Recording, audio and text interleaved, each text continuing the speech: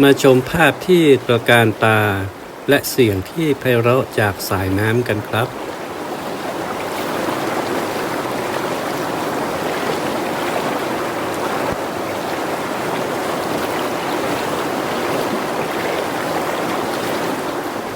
ช่วงนี้เป็นช่วงฤดูฝนน้ำที่ไหลออกมาจากป่าก็เป็นสายน้ำที่มีความเย็นมากนะครับ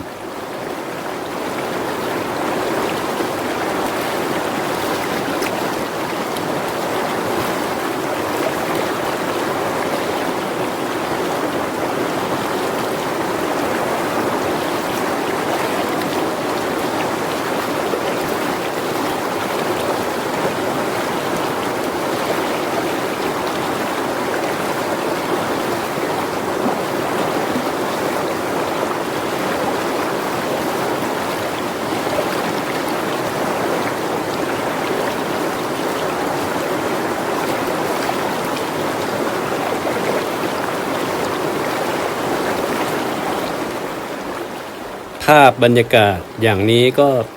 มีให้ชมแค่ปีละ1 ครั้งนะครับในช่วงฤดูฝนแค่นั้นเองนะครับเขาบอกว่าช่วงเดือนตุลานี้ก็จะหมดช่วงฤดูฝนแล้วนะครับก็จึงแวะเก็บภาพเหล่านี้มาฝากท่านผู้ชมที่อยู่ทางบ้านนะครับ